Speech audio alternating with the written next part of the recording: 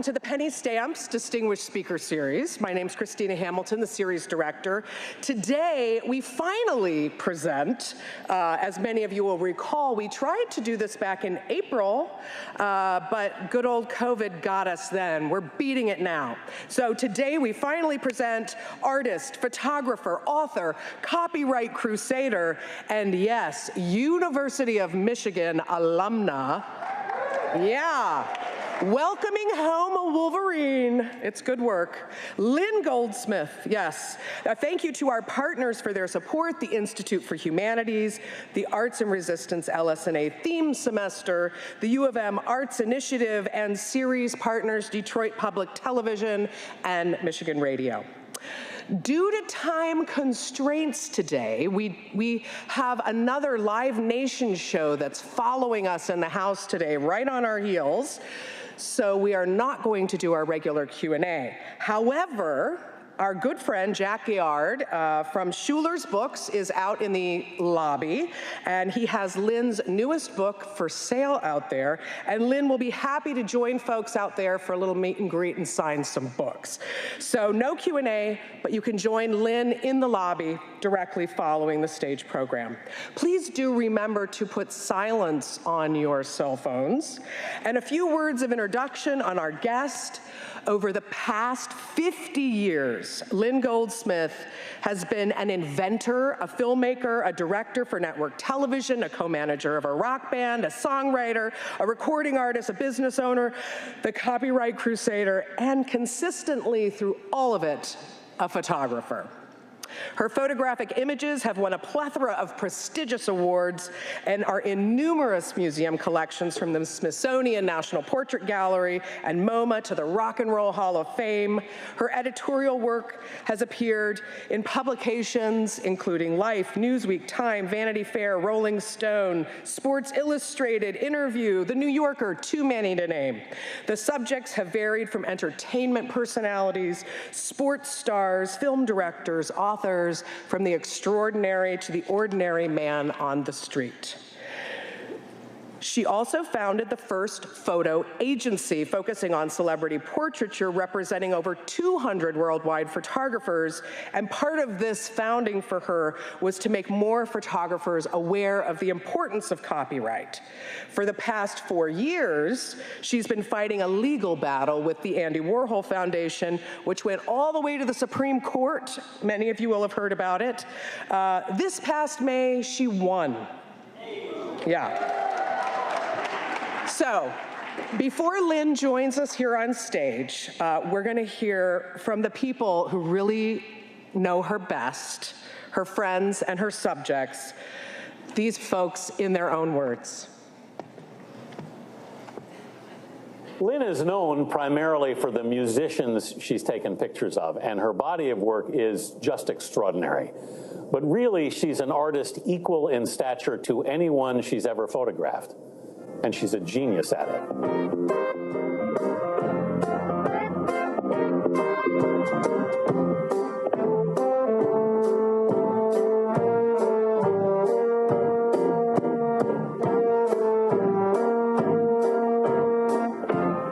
When I think of Lynn, I think of her amazing portraits of Patti Smith with their vibrant colors, which are really collaborations between two extraordinary artists.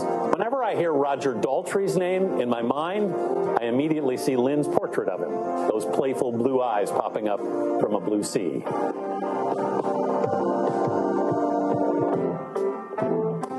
When I first met Lynn, it was as the girlfriend of a friend of mine. And on it went to discovering you as a photographer. And it was, I think, the first time I went to your studio, and I saw these pictures, one after another. David Bowie, Bruce Springsteen, Mick Jagger, Patti Smith, on and on, maybe 15 or 20 of them. Anyway.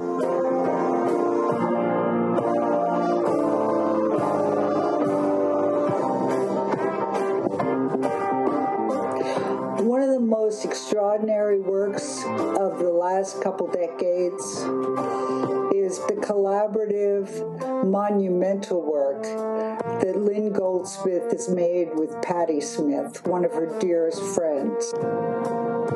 Lynn brings into a session her enthusiasm, her respect for her subject, for photography itself, but also a lightness that allows her subject to be relaxed, to be playful as well as focused. She has the ability to draw so many facets from her subjects. I love her portrait of Gene Simmons of Kiss getting off a bus on Fifth Avenue in New York. It's absurd and wonderful and so rock and roll. And the idea for that shot was entirely Lynn's. You can tell a Lynn Goldsmith photograph. Think of some of the iconic ones. The young Bruce Springsteen, still very young, but you can feel the energy, you can feel the hunger inside. And compare that to Bob Dylan, the photographs where everything is quiet, contemplative, held inside. Lynn Goldsmith is extraordinary.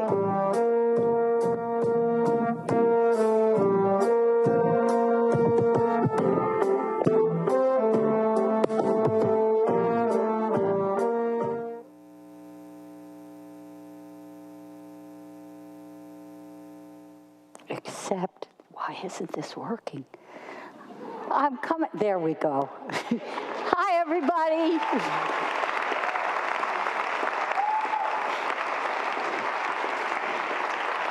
I have to tell you, it is so wonderful. All I ever wanted to do was get out of here, okay? And because I did U of M in 3 years with 2 degrees, and I did graduate magna cum laude, okay? But I was in a hurry to get out into the world, and I have to tell you, coming back today, that was so stupid. I want to stay here, okay? I went back and I visited where I lived, an attic and some other things. If you go to my Instagram, you can see some of that. Now, you've heard these people talk about me, and really, how did it all happen? Well, I was born in Detroit, as you can tell from my birth certificate, on February 11th, 1948. I love announcing that because I do take birthday gifts at any time of year. And this is when I was approximately, well, here I was 6 years old. When I was 4 years old, I was sent off to a camp because my parents were getting a divorce. And that was very unusual in 1954 in Michigan. And so this has a lot to do with my explaining to you why it's so important to listen to your inner voice. My dad was a serious amateur photographer, so the time that I did get to spend with him on weekends was time where he wanted to make pictures because he wasn't working. And so to be with him and to be in the darkroom was something that motivated me to make those pictures. When I was, and this is my mother, who instilled me, this is Edith in Detroit, known as Leader. I don't know how many of you are from Michigan, but my grandfather had a carpet company, and they had singing ads that went, "Leader, Leader, Tyler 58400." And I was always so proud of that until the riots came and they burned down his factory. So we have gone, my life has been one where I grew up in a time that divorce was not really an option for many families. And when it was a period that a working woman who was providing for 2 children was rather unusual. And my mother was an incredibly strong human being that always made me feel that I could accomplish anything. We moved to Florida when I was about 8 years old. We left Detroit because my mother had this idea that she would open up a boutique, a very expensive one in probably one of the poorest neighborhoods in Florida. So obviously we lasted there a year and we came back to Detroit. My mother, in working, always made it clear to me with this bowl that was over the refrigerator filled with bills all the time that we were possibly about to fall off the cliff. But then she met up with this gentleman, George Rubin, who many years before she ever married my father, they had met in Miami Beach. And when I was 14, she ran into him again in Detroit. And so they got married, and she was no longer a single working mother trying to pay mortgages and take care of her kids.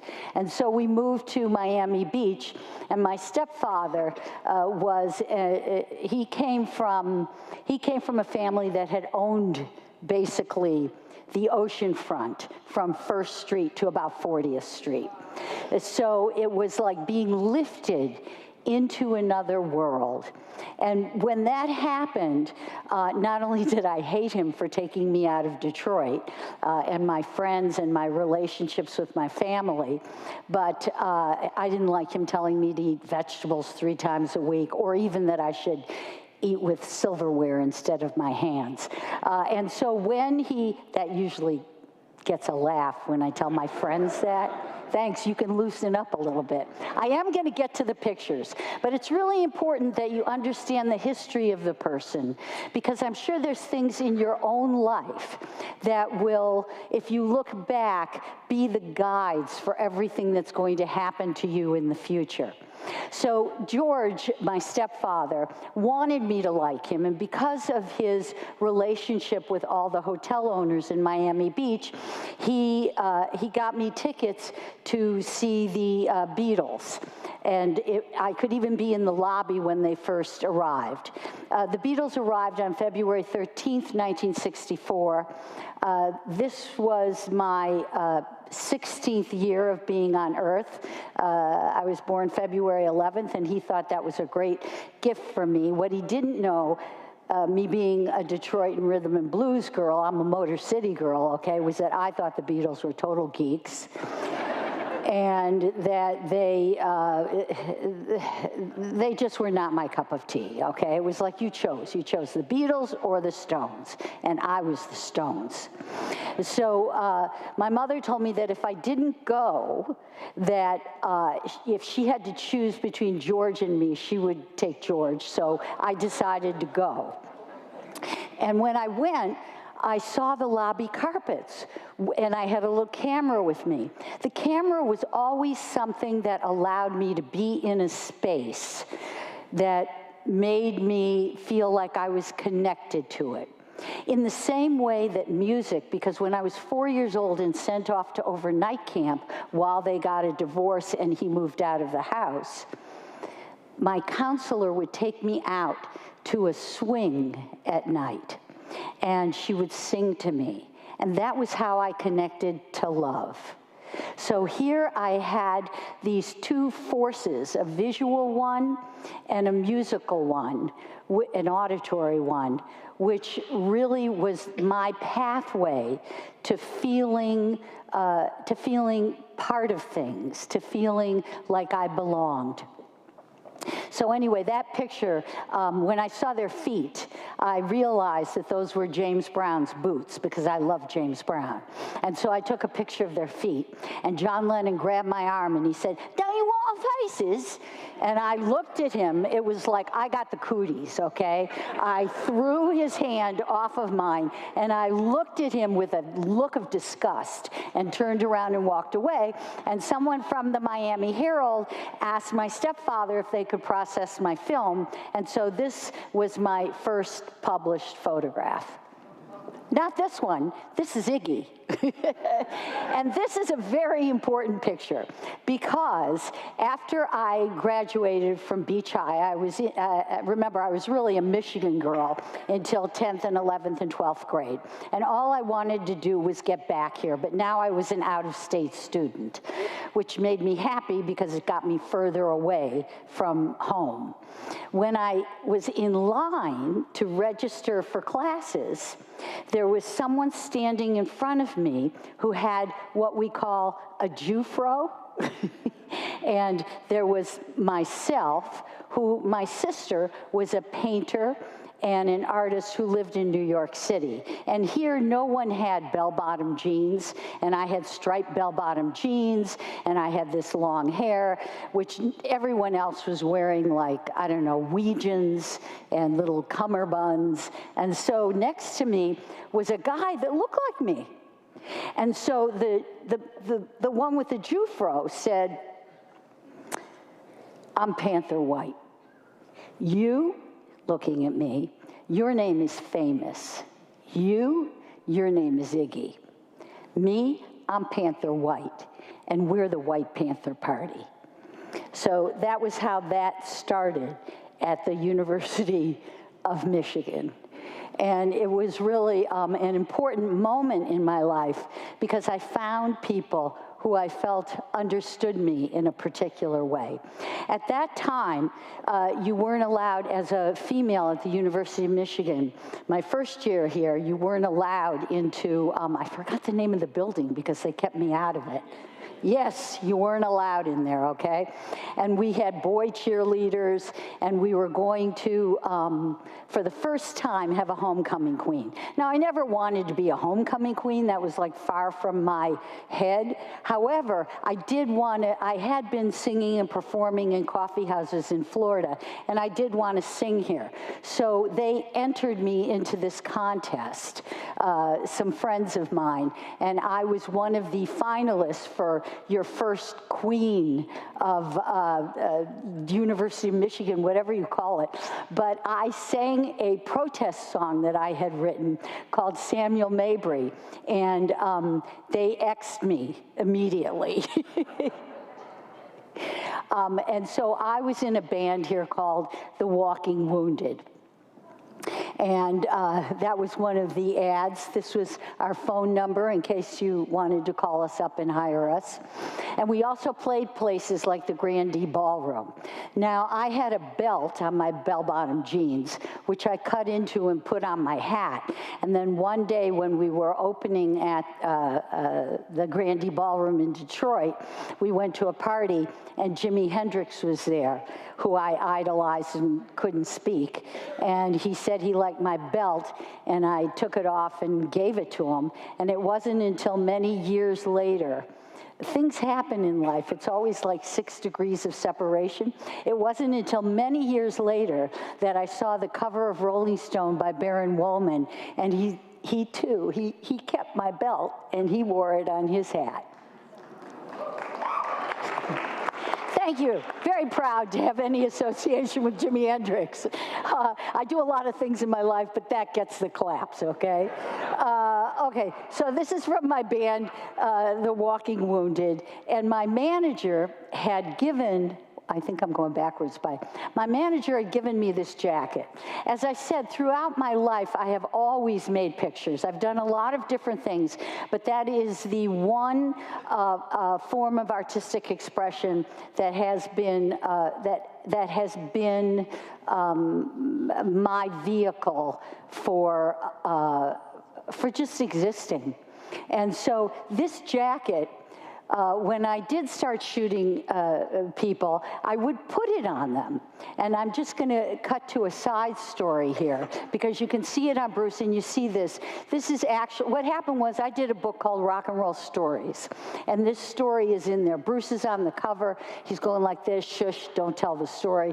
But I was photographing Bruce, and this jacket is just not Bruce at all. Just like you saw, it wasn't Rick Wakeman's of Yes or Daryl Halls that you saw in the shop before this. And so after, you know, a few different backgrounds or whatever, he said, I'm really not comfortable in this, and he took it off. When this book came out, I went to the Rock and Roll Hall of Fame because I had an opening there, and they had the jacket in a case, in a plexi case, as like Bruce Springsteen's jacket, okay? So I went, that's not his jacket, that's my jacket. So when I went to go do another book, I called up Meredith, who works at the Rock and Roll Hall of Fame. I said, could you get me a picture because I want to tell that story? And she said, oh, I can't. She said, we loaned it out to the Elvis Museum at Graceland. It's in Graceland. Well, I got news for you. Bruce and I once tried to break into Graceland and a dog chased us out, but now I got into Graceland, okay? There's my jacket in Graceland. That deserves a clap. Okay, so this is back U of M time. I noticed today, I almost went over, okay? It's happened all my life. I almost go over, but not. Anyway, I didn't see very many motorcycles on campus today, a lot of bicycles, but I also went to, there was a program here. I didn't know what I wanted to be when I went to school here. I thought I'd either be a psychiatrist. I always thought I'd write songs, maybe be an actress. Who knew? All I knew was I wanted to get out in the world. And I got this thing where University of Michigan had an exchange program to London to go to RADA, the Royal Academy of Dramatic Arts, so I went there. And after going there, I decided that what I wanted to do was direct. And this also came from me making self-portraits of myself. This is where I visited today. I lived in an attic on North Division Street, right across from St. Andrew's Church. And there's a longer story behind that, but I have so much I want to show you and say that I'm just going to talk really fast. So anyway, I graduate from college, and I get out there, and I run around to production companies thinking that they'll hire me to be a production assistant, and then I'll become a director, and that's not what happens at all. They either say you're overqualified, you're underqualified. So I'm not exactly patient. I want to move ahead. And I always feel that no matter what, you go for what your voice is telling you, and you will figure out how to financially make that possible. Me, I figured they walk back and forth in front of the Episcopal Church on Fifth Avenue in New York. So I would work from about 4 o'clock to 6 o'clock selling these puppets or marionettes, and I would make about $300 a day, which allowed me, especially back in those days, to live the life that I wanted to do. So it was very clear to me from having a working mother that I could figure out something that I could do to make money. When I went to University of Michigan and I wanted to visit my sister in New York, everyone would comment on my long pierced earrings. So I went down to the East Village, would buy a bunch of things of earrings, and then run around to all the sororities to buy the earrings, which paid for my trip. So it wasn't just like, I'm going to be an artist and I'm going to make art. I came from a background that taught me you have to be able to earn your dreams. You work hard and you earn them. They don't just happen.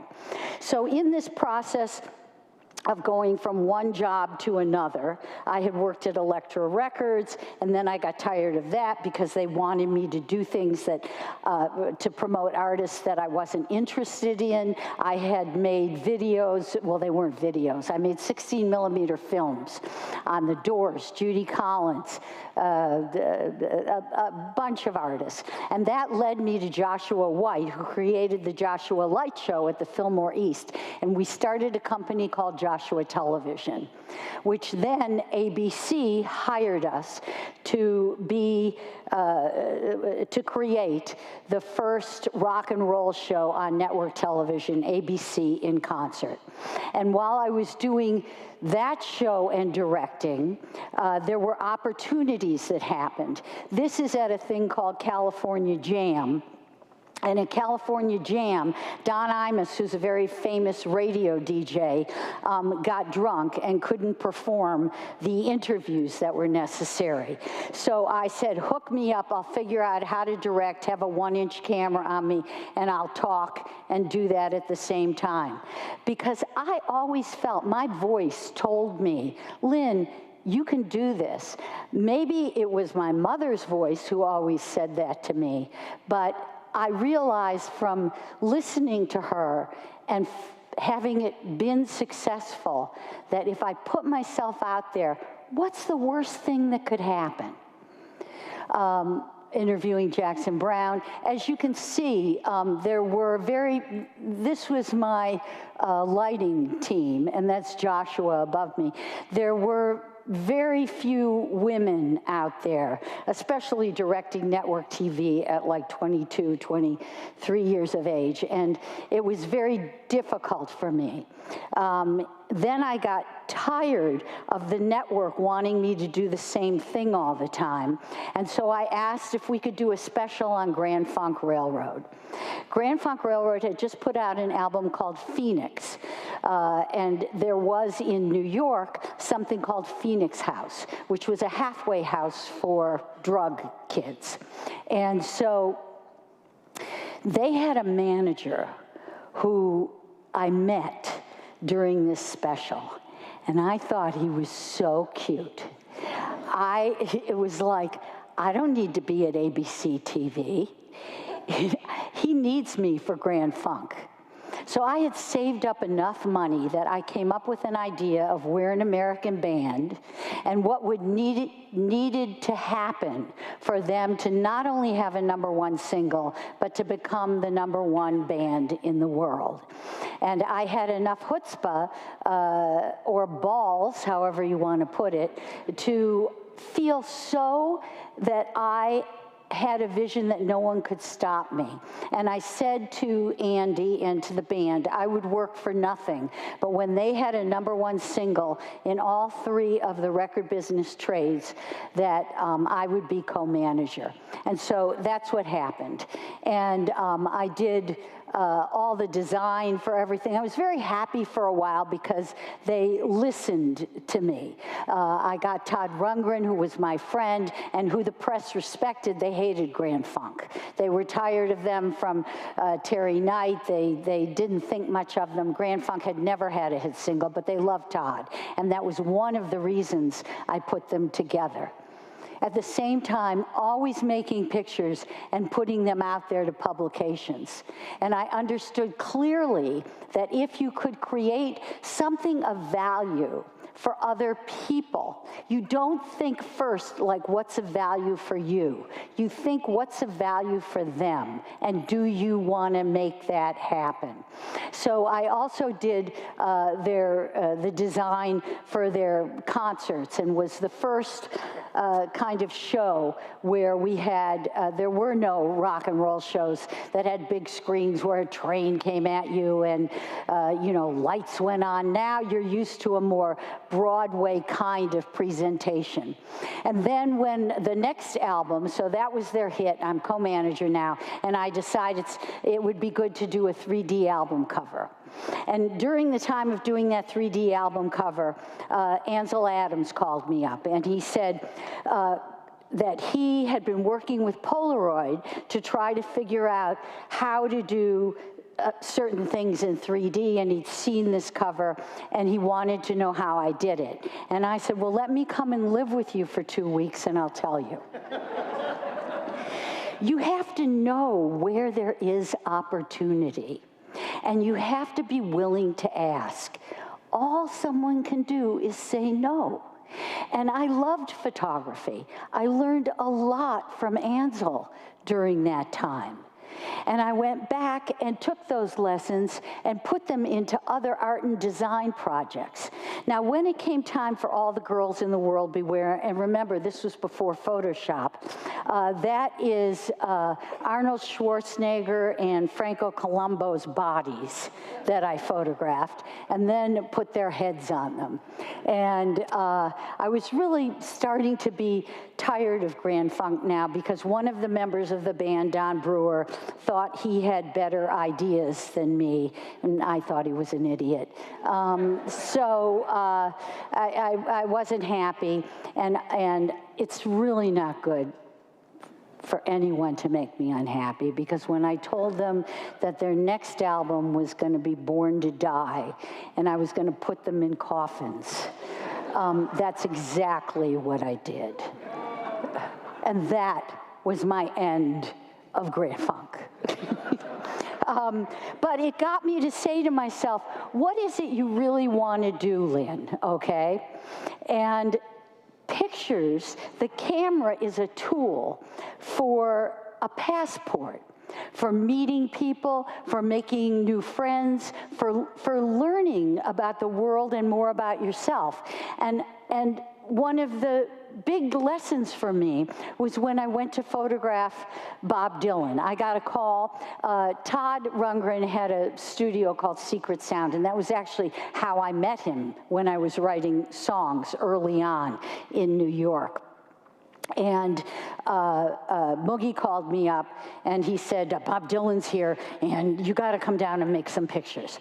So I jumped in a cab. Now, mind you, I have never felt that anyone was godlike or above me in any way, except for Clark Gable, Fred Astaire, and Bob Dylan.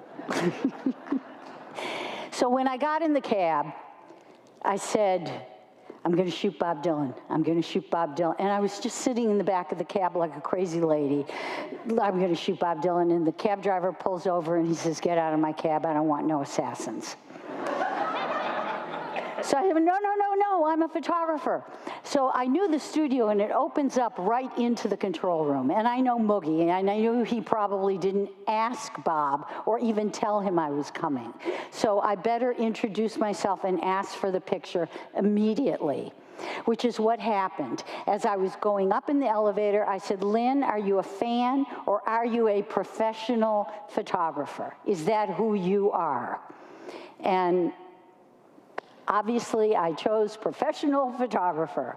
So the door is open, I go in, Bob is standing right there. I immediately walk up to him, stick my hand in his and say, hi, I'm Lynn Goldsmith, and I'd really like to make some pictures of you. Hello, he said, I have a photographer here. And he points to Ken Reagan in the corner. And he said, I have a photographer. And I looked at him and I said, well, with one photographer, you get one point of view. But with two photographers, you get 2 points of view.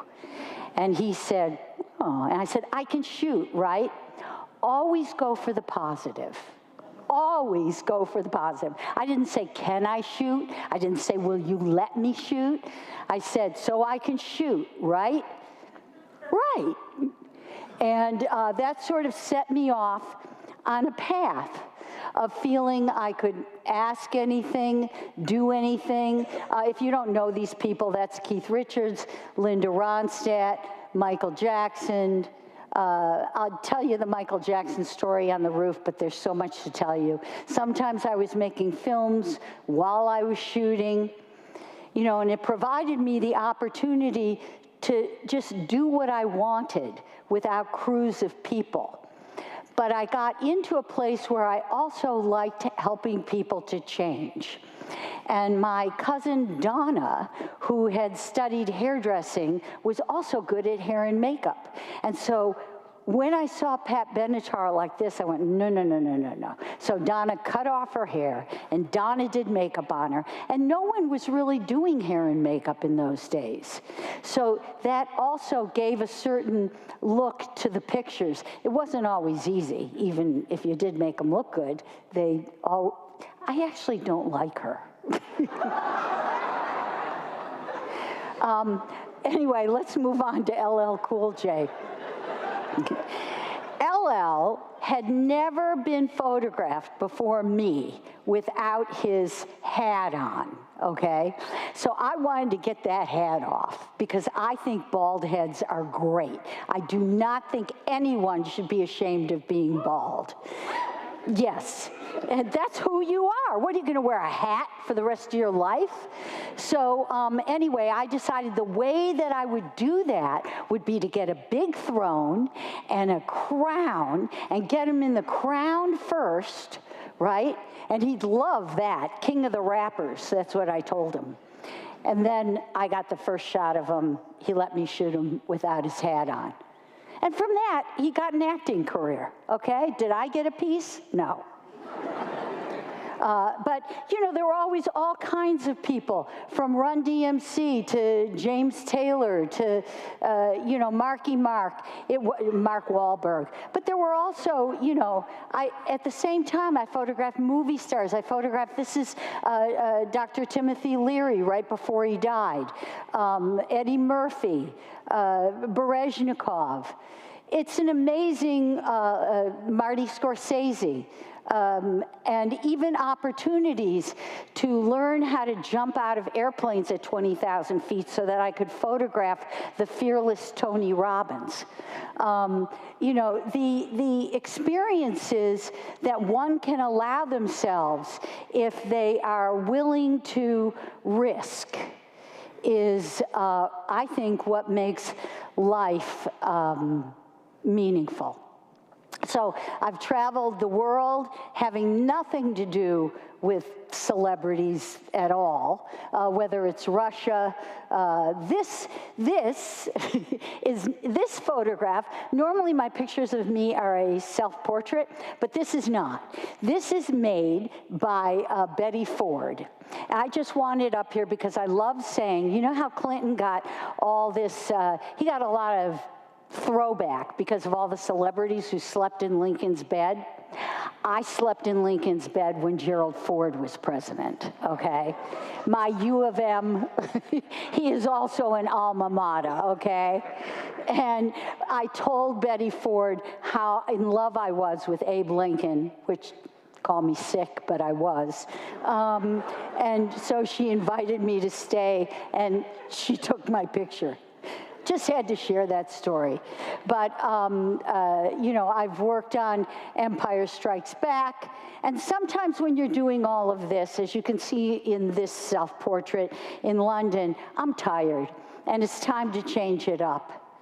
So, anyway, this is just, you know, some of the album covers that I've done and the magazine covers, from fashion as well to celebrity.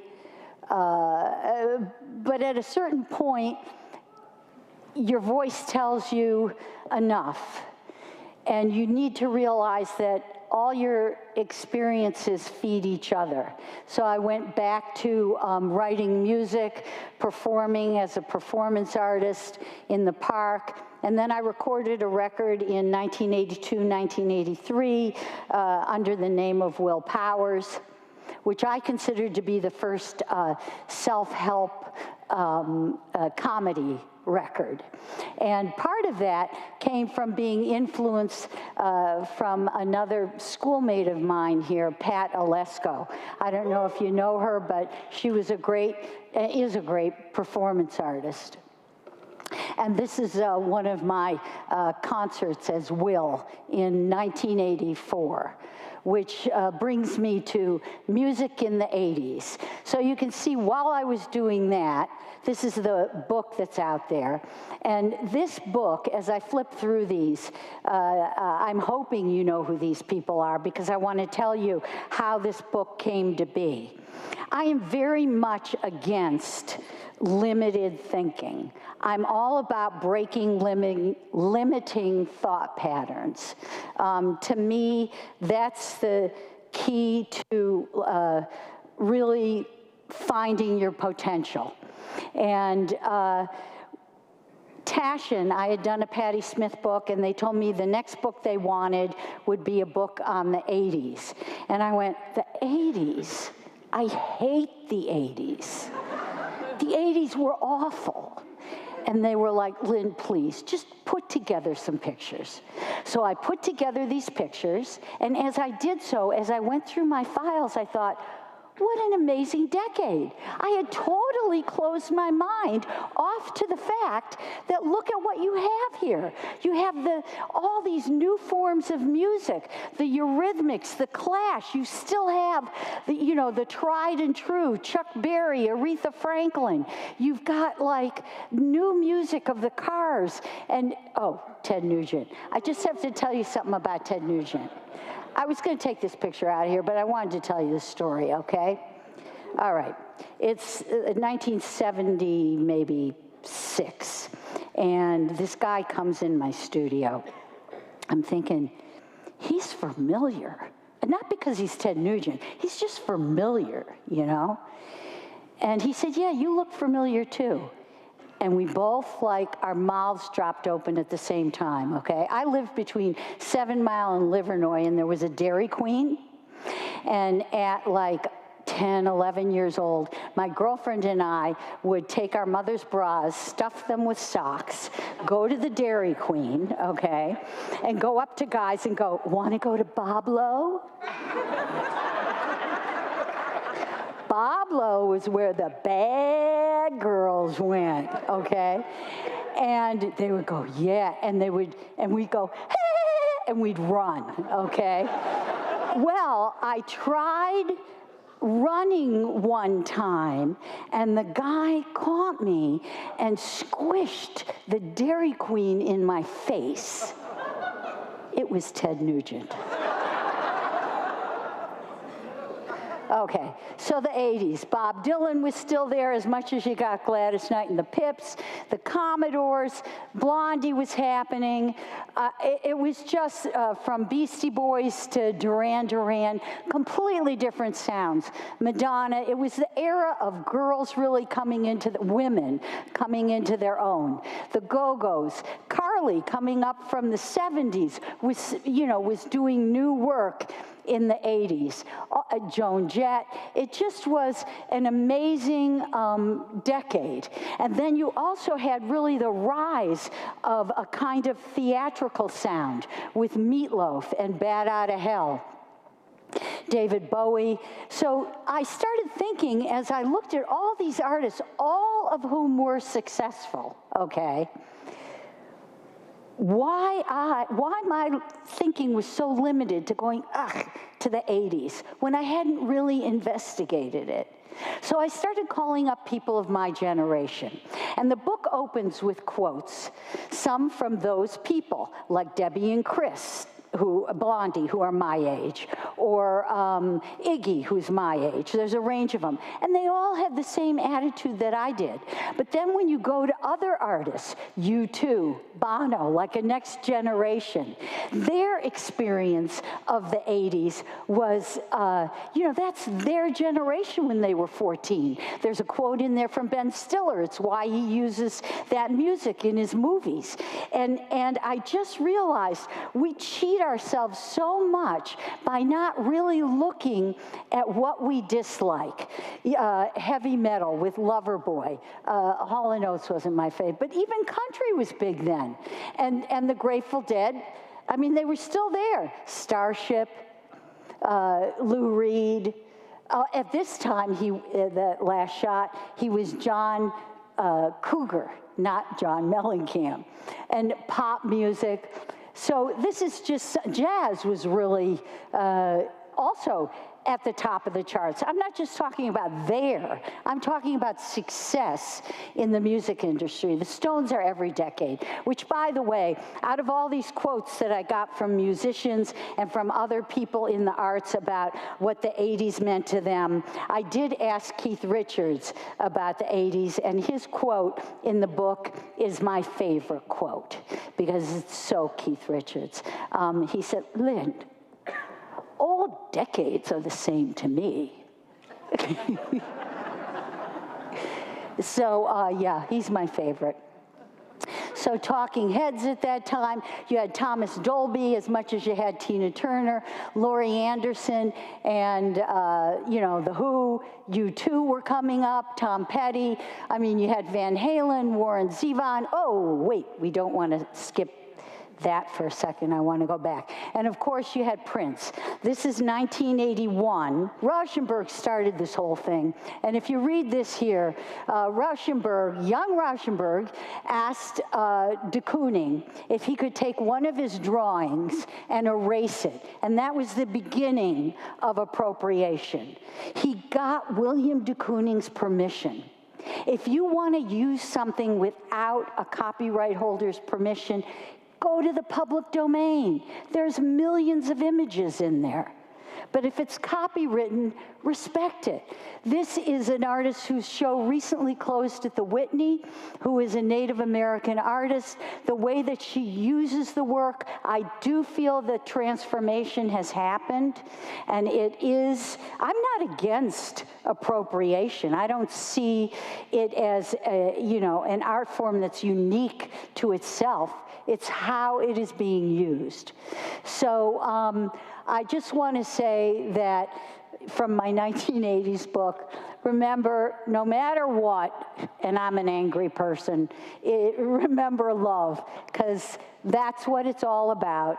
And this last picture, which is part of what I call my Looking Glass series, I have a book of self-portraits, which is, well, that's another story. But the reason these pages are blank is that I hope you will imagine a future where you are living and doing your life day to day in a way that your inner voice tells you you are on the right track.